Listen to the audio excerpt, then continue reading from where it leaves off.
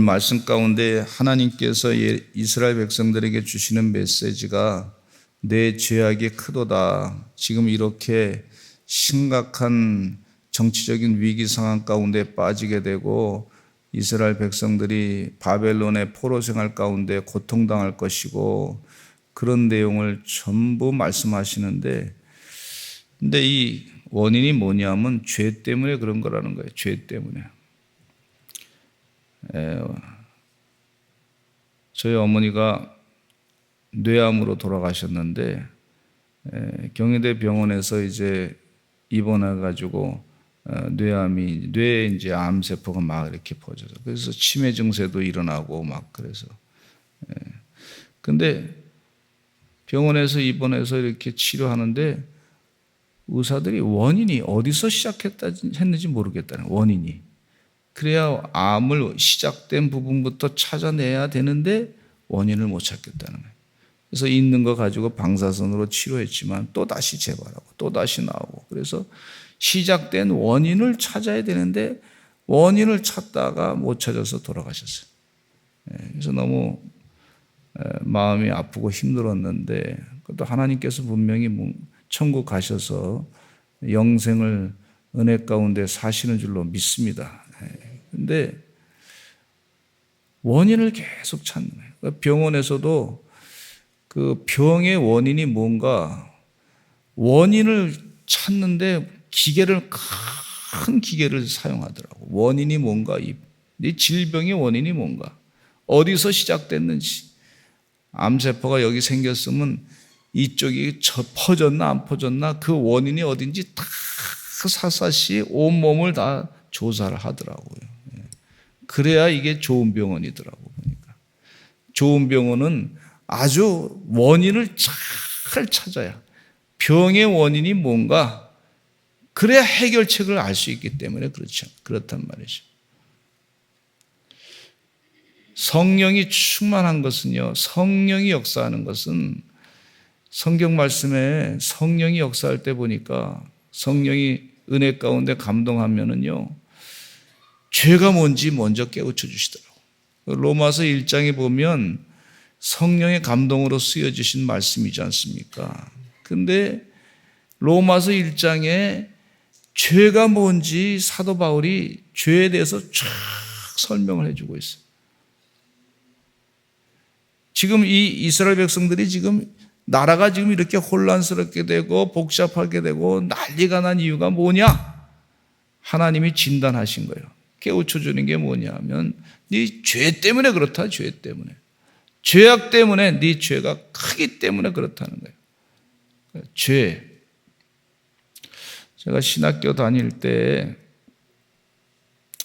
좀 부끄러운 얘기지만은 교만했어요. 어떤 교만이 있었냐면 대학교 다니는 사람들이 그때 당시에 전 인구의 0.3%밖에 되지 않았기 때문에 내가 대학교 다니는 거에 대한 자존심을 좀 높여 세워주기 위해서 선배님들이 그런 얘기를 했겠죠.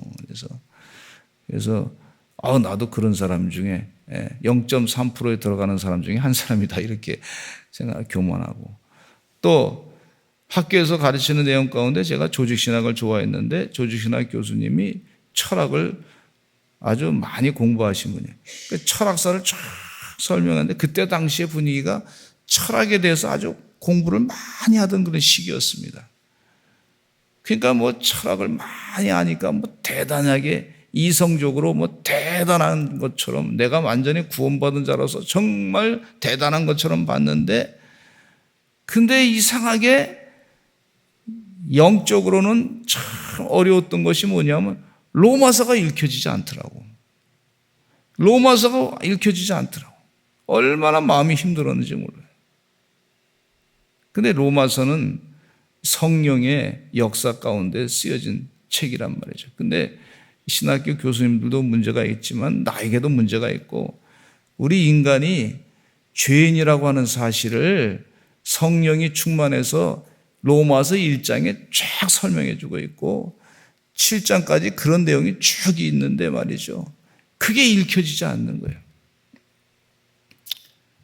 목회하면서도 여러 가지로 힘들었어요.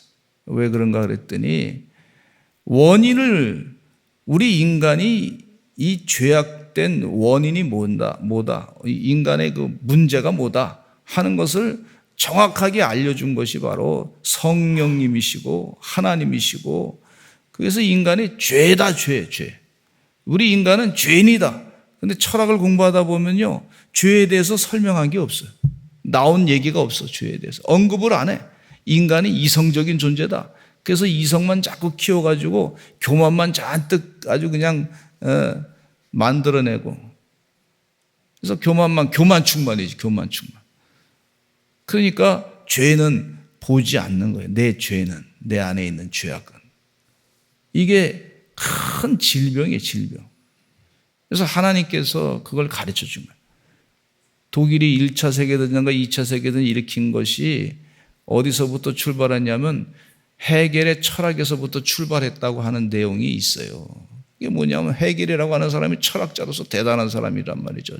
많이 인기가 있던 사람인데 정반함의 원리를 통해서 인간이 말이죠, 유토피아를 만들어낼 수가 있고, 그래서 인간이 신이 될 수가 있고, 이래서 역사가 말이죠, 이렇게 정의됐다가 반대급부도 나오고 그 다음에 또 새로운 거 나오고 그런데 거기에는 죄에 대한 언급이 하나도 없어. 인간이 이 죄라고 하는 질병, 하나님이 가르쳐 주신 거예요. 우리에게 성령이 역사해서 하나님이 가르쳐 주신 거예요. 그래서 죄를 정확하게 보게 되는 것은요, 성령님께서 가르쳐 주신 은혜인 줄로 믿습니다. 죄가 있어요. 그 이스라엘 백성들이 예레미야 선지자에게 하시는 말, 지금 이런 이스라엘 백성들이 지금 심각한 문제가 이게 막 일어나고 있는데, 이게 이유가 뭐냐? 원인이 뭐냐? 네 죄악이 크기 때문에 그렇다, 이게. 죄악이 뭐냐? 하나님을 떠난 거죠. 하나님을 무시하고 멸시하고 하나님의 말씀을 없이 여기고 하는 것이 죄라는 거예요, 죄. 하나님을 인격적으로 만나거나 하나님께로 돌아가지도 않고 세상에 다른 것으로 구원받을 수 있다고 생각하고 만드신 분에 대해서 무시하고 이러니까 그것이 죄악이다. 하나님께서 이스라엘 백성들에게 가나안 땅으로 인도했는데 그곳에서 잘 살고 먹고 잘 살다 보니까 교만해져 가지고 하나님 필요 없다. 우리가 이방신, 이 생산의 신, 많은 거 얻는 거 말이죠, 풍요의 신, 이런 세상적으로 말이죠, 그런 것에 대해서도 우리가 빠져들어가지고 말이죠, 거기에 마음 다 뺏기고 하나님 필요 없다 말이에요. 귀찮다 말이지. 무슨 경건한 생활, 정결한 생활, 이건 뭐 세상 사람들 다 형편없이 막 그냥 이렇게 저렇게 재미있게 막 사는데, 쾌락을 추구하고 사는데 그거 필요 없다. 그러다 보니까 마음을 우상 숭배에 뺏기고 이방신에게 다 뺏기고 죄는 점점 더 짓게 되고, 하나님의 은혜로 지금까지 축복을 받고 살았는데, 하나님께서 많은 것을 축복으로 주셨는데 그 은혜 다 잊어버리고, 그래서 하나님을 떠난 백성들이 죄악 가운데 있었다고 하는 사실을 예레미야 예언자를 통해서 하나님께서 가르쳐 주는 거예요. 죄를 깨닫게 해주시는 은혜가 축복인 줄로 믿으시기를 간절히 축원합니다. 예. 죄가 있어요, 죄. 이 죄, 하나님 용서해달라고 기도하시는 여러분 되시기를 간절히 축원합니다.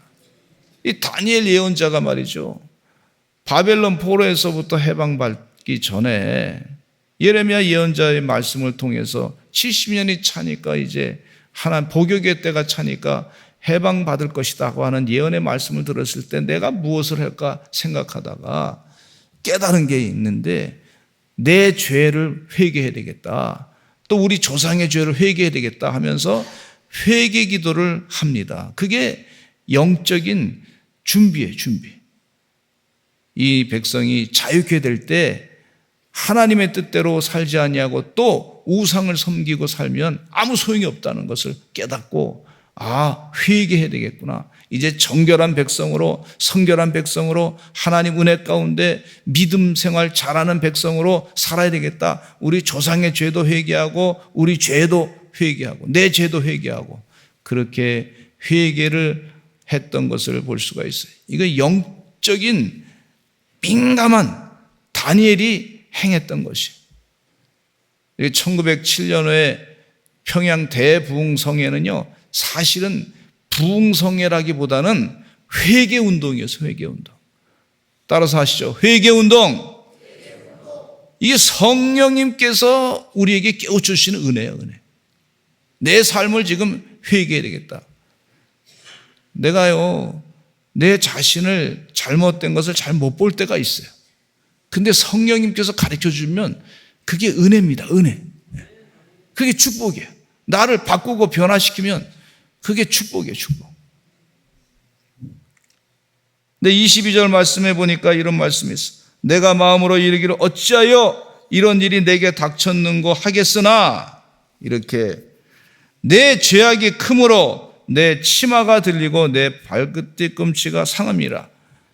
치마가 들리고 내 발뒤꿈치가 상하는 것은, 부끄러운 것이 막 드러나는 것은 네 죄가 크기 때문에 그렇다는 거예요. 주님 은혜 가운데 부흥회 한다 그러면요, 우리 사랑하는 성도님들은 회개 시간을 가져야 되겠구나, 그렇게 생각하고 회개하시는 은혜가 있으시기를 간절히 축원합니다. 성령님께서 우리 죄가 뭔지 깨우쳐 주시고 알게 하시고 회개케 하신단 말이죠. 마귀는 그걸 모르게 하고 회개치 않게 하고 삶을 바꾸지 않게 하고 그대로 옛날 습관대로 그대로 갖게 하고, 그래서 우리를 멸망의 길로 가게 하는 것이 마귀의 작전인 걸 볼 수가 있는데, 교만을 내려놓고 하나님 앞에 내가 회개할 것이 무엇인가 깨닫고 회개할 때에 하나님의 축복을 받는 놀라운 역사가 있단 말이죠. 그 은혜 가운데 거하시는 우리 서산절 감리교 성도님들 되시기를 간절히 축원합니다. 그런데 성령이 역사하고 하나님의 은혜가 임하니까 말이죠, 이 악을 스스로 고칠 수 없다 그랬어요. 악을 스스로 고칠 수 없다. 여기 23절에 보니까 이런 말씀이 있습니다. 구수인이 그의 피부를 표범이 그의 반점을 변할게 할 수 있느냐? 할 수 있을진데 악에 익숙한 너희도 선을 행할 수 있으리라 그랬어요. 이 얘기는 무슨 얘기냐면 하나님의 손이 아니면 이게 불가능하다는 얘기입니다. 하나님의 은혜 아니면 불가능해요. 구수인이 피부를 표범이 그의 반점을 변하게 할 수 있습니까? 사람 힘으로 안 되는 거예요. 근데 여기 보니까 할 수 있다. 또 악에 익숙한 너희도 선을 행할 수 있으리라. 이것은 고칠 수 있는데 사람 힘으로 할 수 있는 것이 아니라 하나님의 은혜로밖에 가능하지 않다는 것을 말씀해 주고 있어요. 로마서 8장에 보면 이 죄와 사망의 법에서 생명의 성령의 법으로 너희를 자유케 하였느니라, 해방하였느니라, 그렇게 말씀해 주고 있어요. 주님 은혜 가운데 그런 축복을 누리시기를 간절히 축원합니다. 우리 힘으로 죄를 사함받지 못합니다. 예수 그리스도를 믿음으로 말미암아 죄가 사함받게 되는 은혜가 있는 것을 믿으시고 사시는 주의 종들 되시기를 간절히 축원합니다. 우리 죄를 말이죠, 우리 힘으로 해결할 수 있다면 예수님께서 하늘 보좌를 버리시고 이 땅에 오셔서 십자가를 지시고 피 흘려 돌아가시고 그렇게 할 이유가 없습니다. 우리가 비누로 죄를 닦을 수 있다 그러면 비누로 닦으라고 성경 말씀에 가르쳐 줬을 거예요. 세상에 번제로 제물을 바치는 것으로 죄가 다 씻김 받는다 그러면 계속 그 일을 하게 했을 거예요. 그런데 그게 다 소용없어요. 그거 가지고 되지가 않아. 오직 예수 그리스도의 보혈의 피로 우리 죄가 다 사함을 믿을 때 우리 죄가 다 씻김 받게 되는 줄로 믿습니다. 그게 은혜예요, 은혜. 성령님께서 그것을 우리에게 가르쳐주고 있어요. 하나님의 영이 우리에게 가르쳐주고 있는데, 내가 예수님 만나야지. 그래야지 내 죄가 무엇인지 깨닫게 해주시고 그로 인해서 내 죄가 사함받는 은혜를 누리게 되고, 사도 바울이 그걸 영적으로 우리에게 깨우쳐 주신 걸 볼 수가 있어요. 하나님의 은혜로 우리가 죄 사함 받게 되는 것을 볼 수가 있습니다. 호세의 연자는 우리가 여호와께로 돌아가자, 여호와께로 돌아가자 얼마나 외쳤는지 몰라요. 하나님께로 돌아가야 우리 이 죄악된 큰 문제가 해결된다고 하는 사실을 가르쳐 주고 있어요. 대한민국이 말이죠, 5,000년 역사 가운데 이렇게 잘 살게 된 것은 축복입니다. 그런데 뭐 유교도 해봤고 불교도 해봤고 뭐 다른 뭐 샤머니즘도 해봤고 다 해봤는데 그거 가지고 해결이 안 됐어요. 우리가 예수 그리스도를 나의 구세주로 믿음으로 말미암아 믿음 생활하면서 주님의 은혜 가운데 죄가 뭔지 깨닫게 해주시고 이 우상을 자꾸 섬기고 말하면 미신 섬기는 죄에서 죄로 계속 가게 되는 거 아닙니까? 우상을 자꾸 섬기면 그 죄야 죄. 그거 다 내려놓고 우리 주님을 의지하고 십자가를 바라보면서 예수님을 깊이 생각하고 사는 동안에 이 백성이 말이죠, 영적으로 깨워주시고 영적인 지혜를 얻게 하시고 하나님의 뜻이 무엇인가, 만드신 분이 무엇인가 알게 하시고 세상 역사를 주관하시는 분의 뜻이 무엇인가 깨닫게 해주시고 그 뜻대로 살려고 애쓰다 보니까 하나님이 이와 같이 큰 축복을 주신 줄로 믿습니다. 이렇게 축복을 받았을 때 또 교만해서는 안 될 줄로 믿습니다. 하나님 은혜 가운데 주님께 더 기도하고 말씀이 무엇인가, 말씀의 뜻이 무엇인가 깨닫고 그 뜻대로 순종하며 살아가는 하나님의 귀한 종들이 되어야 될 줄로 믿습니다.